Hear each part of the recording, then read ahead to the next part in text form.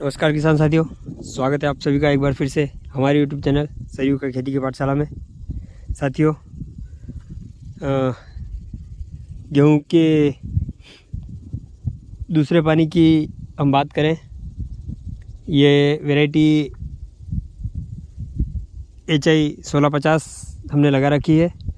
25 kilo प्रति बीघे का बीज इसमें यूज़ किया है, उपयोग किया है बिजाई के समय। साथियों, 15 नवंबर की इसकी बुआई है। 20 दिन पे वैज्ञानिक बताते हैं कि गेहूं को 20 दिन की अवस्था पर पानी पिलाना बहुत ज़रूरी होता है। ऐसा कहना है उनका कि अगर आपके पास एक ही पानी है तो आप गेहूं को उगने के, जर्मिनेशन के 20 दिन बाद अवश्य पिलाएं। ऐसा क्यों? तो साथियों, मैं आपको बताना चाहूँगा। ऐसा इसलिए कि गेहूं की 20 दिन की अवस्था में इसमें एक वैज्ञानिक भाषा में अगर कहें तो क्राउन रूट इनिशिएशन या ताज मूल निकलने की अवस्था होती है। क्राउन यानी ताज। तो इसकी अभी तक 20 दिन की अवस्था तक जो जड़ें होती है, जिस पे पौधा टिका रहता है, वो अस्थायी जड़ें होती है। पौधे में 20 दिन 21वें दिन की अवस्था में इसमें स्थायी जड़ निकलती है, जो पौधे को आखिर तक होल्ड करके रखती है, अंत तक, और इसको भोजन उपलब्ध कराती है।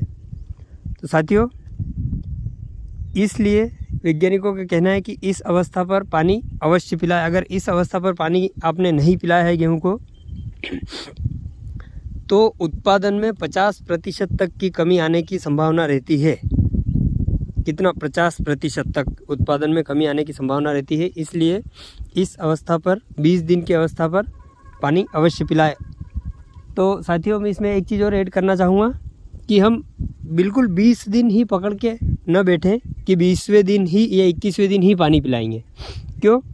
क्योंकि आप और हम सब किसान हैं और हमें पता है कि प्रैक्टिकल कंडीशन में कितने वेरिएशंस होते हैं, कितनी डिफ़िकल्टीज़ होती है। मान लो 20वें दिन मोटर ख़राब हो गया, लाइट सप्लाई में कुछ मिस्टेक हो गया, किसी भी कारणवश से अगर हम 20वें या 21वें दिन पानी नहीं दे पाए, तो कहने का मतलब यह है कि 20 दिन में पानी देने का मतलब यह है कि 20वें और 21वें दिन पौधे की जड़ क्षेत्र में पर्याप्त नमी होना चाहिए। इसका मतलब ये है कहने का 20 दिन में पानी पिलाने का मतलब। तो इसके लिए हम 2 या 3 दिन पहले से शुरुआत कर सकते हैं, क्योंकि मान लो बड़ा एरिया है, पूरा एक दिन में एक साथ तो पी नहीं जाएगा। इसलिए 17 या 18वें दिन से आप पानी पिला सकते हैं, क्योंकि हो सकता है 20वें दिन कुछ कंडीशन और रहे, पंप ख़राब हो जाए, इलेक्ट्रिसिटी सप्लाई ना हो, या हमें इमरजेंसी कहीं जाना आना हो जाए।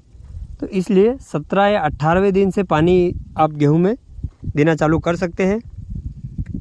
तो उससे क्या है, जो क्राउन रूट इनिशिएशन, जो ताज मूल जड़ निकलने की अवस्था होगी 20 या 21वें दिन, उस समय पौधे की जड़ क्षेत्र में पर्याप्त नमी रहेगी। साथियों, एक चीज़ और ऐड करना चाहूँगा। इसी अवस्था पर, जिसको हम गारवाण बोलते हैं, लोकल लैंग्वेज में अपन गारवाण बोलते हैं, हमने ये गेहूँ सूखे में बुआई करके ऊपर से पानी पिलाया है, तो इस हिसाब से इसका ये दूसरा पानी हो गया है। बहुत सारे हमारे किसान साथी क्या करते हैं, पहले पलेवा करते हैं, फिर गेहूं बोते हैं, तो उसको क्या है, जर्मिनेशन के बाद ये पानी 20वें या 15 दिन के बाद में मिलता है, तो वो इसको पहला पानी कहते हैं। तो इसको हम पहला भी कह सकते हैं। अगर आपने पलेवा करके गेहूँ लगाया है तो इसको हम पहला पानी कहेंगे, और अगर सूखे में बुआई करके ऊपर से पानी पिलाया है तो उस हिसाब से ये दूसरा पानी हो गया है। तो इस अवस्था में हम यूरिया का उपयोग करते हैं। साथियों, यूरिया में एक बहुत ही हाइग्रोस्कोपिक फर्टिलाइज़र है, मतलब वातावरण की नमी को भी ग्रहण करके वो गलने लग जाता है, इतना हाइग्रोस्कोपिक है। और हम क्या करते हैं, हमारा प्रैक्टिस क्या है कि हम इसको गेहूं में पहले आगे फूंकते हैं, खेत में यूरिया डाल देते हैं, उसके बाद पानी पिलाते हैं। इससे क्या होता है कि जो हमने यूरिया जितना भी दिया है, उसका जितना नाइट्रोजन है वो पूरा पौधे के उपयोग में नहीं आ पाता है। क्यों? क्योंकि ये हाईली हाइग्रोस्कोपिक है, मतलब नमी को बहुत जल्दी एब्जॉर्व करता है और जैसा कि वातावरण की नमी को पकड़ के ये गलने लग जाता है। अगर इसको हम फेंक के ऊपर से पानी पिलाएंगे तो इसकी स्थिति क्या होगी, आप सब खुद सोच सकते हैं।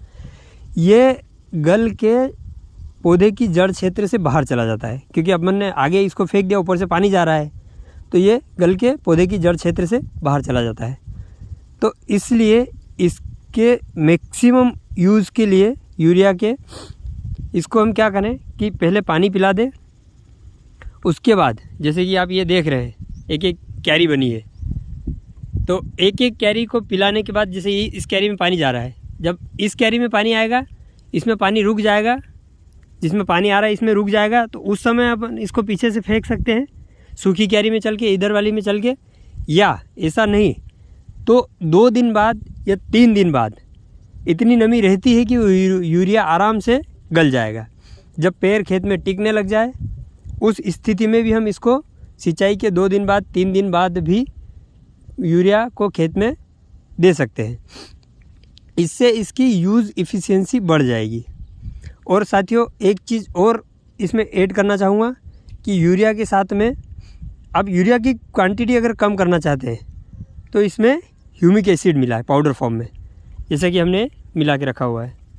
इसमें हमने 45 किलो यूरिया की बोरी में आधा किलो इफ़को का ह्यूमिक के करके जो आता है ह्यूमिक एसिड, जिसमें ह्यूमिक एसिड, फोल्विक एसिड और पोटास तीनों की मात्रा है, वो हमने 45 किलो की बोरी में आधा किलो इसमें मिला रखा है। और इसको हम 2 बीघे यानी कि 1 एकड़ में यूज़ करने वाले हैं एक बार में। सेम प्रैक्टिस हम तीसरे पानी में भी करेंगे। 45 किलो यूरिया, आधा किलो ह्यूमिक एसिड को हम फिर से तीसरे पानी के समय जब फसल 40 दिन की हो जाएगी, कल्ले फुटाव की जब स्थिति आएगी, उस समय फिर से इसको यूज़ करेंगे। तो इससे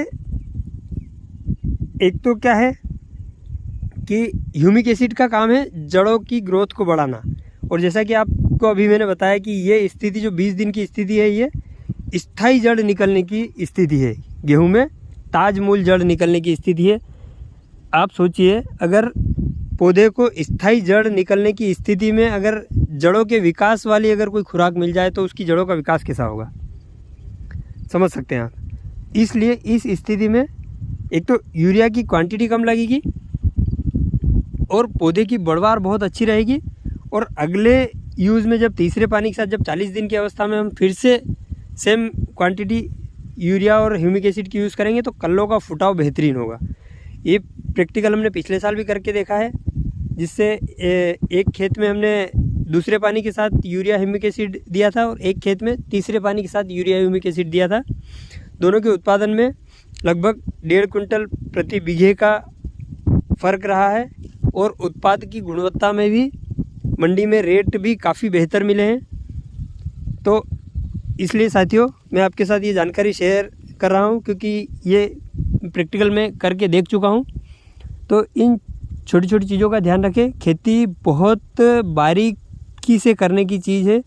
हमारे किसान साथी हम लोग क्या कर रहे हैं, बहुत अंधाधुंध चीज़ों का फर्टिलाइज़र्स का उपयोग कर रहे हैं, जिससे खेती खर्चीली होती जा रही है, मुनाफा कुछ बच नहीं रहा है, ज़मीन को हम बंजर करते जा रहे हैं। तो साथियों इन सब चीज़ों से बचने के लिए अगर कंटिन्यूस स्थायी खेती करना है, सस्टेनेबल फार्मिंग की तरफ जाना है, जैसे हमारे बाप दादा हमें खेती करने की कंडीशन में दे के गए हैं, वही खेती हम अपने बच्चों को अगर खेती करने की कंडीशन में, फसल उपजाने की कंडीशन में देकर जाना चाहते हैं तो हमें फर्टिलाइज़र का यूज़ तो करना है पर कंट्रोल करके करना है, लिमिटेड फॉर्म में यूज़ करना है कि जितने में हमारा काम भी हो जाए, उत्पादन भी अच्छा निकले और उत्पाद की गुणवत्ता भी अच्छी निकले। तो उसके लिए हमें इंटीग्रेटेड फॉर्म में जाना पड़ेगा। केवल एक ही चीज़ हमारे किसान साथी क्या कर रहे हैं, 1 बोरी प्रति बीघा यूरिया दूसरे पानी के साथ 20 दिन की अवस्था में, सेम वही 1 बोरी यूरिया तीसरे पानी मतलब 40 दिन की अवस्था में, कल्ले फुटाव की अवस्था में इस तरीके से यूज़ कर रहे हैं। तो वो बहुत ज़्यादा उसकी मात्रा हम यूज़ कर रहे हैं। उसके पीछे कारण है, मैंने आपको बताया ना कि हम क्या कर रहे हैं कि पानी के आगे यूरिया फेंक रहे हैं और ऊपर से पानी पिला रहे हैं। तो वो क्या है, इस लीच कर जाता है, जड़ क्षेत्र से बाहर चला जाता है। जैसे ही पानी के संपर्क में आया यूरिया, गला और जड़ क्षेत्र के बाहर चला गया और पौधे के यूज़ में आया ही नहीं। इसलिए इसको थोड़ी सी मेहनत तो हमारी बढ़ेगी, पर इसके लिए हमें वही करना पड़ेगा कि पानी आगे पिला दे, 2 दिन बाद या 3 दिन बाद जब खेत में पेड़ टिकने लग जाए उस स्थिति में यूरिया फेंके। या फिर हम ज़्यादातर क्यारी से पानी पिलाते हैं, तो जो क्यारी पी गई है और दूसरी क्यारी में जब पानी पलटा है वो सूखी क्यारी है, तो बगल वाली क्यारी से आप उसको फूंक सकते हैं। और ऐसा अगर नहीं कर सकते हैं तो 2 दिन बाद 3 दिन बाद भी हम उसका यूज़ कर सकते हैं। इससे क्वांटिटी कम लगेगी, यूज़ इफिशिएंसी यूरिया की बढ़ेगी। साथियों, खेती बहुत बारीकी से करने की चीज़ है, मैं एक बार फिर से आपको बता दूं। साथियों, जानकारी अगर अच्छी लगी हो तो वीडियो को लाइक करें, और अगर आप चाहते हैं कि इस प्रकार की खेती से जुड़ी छोटी छोटी जानकारियाँ और आपके साथियों तक पहुँचे तो वीडियो को शेयर करें, और आगे इसी प्रकार की और छोटी छोटी टिप्स और ट्रिक्स खेती से संबंधित जानने के लिए बने रहिए हमारे चैनल सरयू का खेती की पाठशाला में। धन्यवाद। राधे राधे।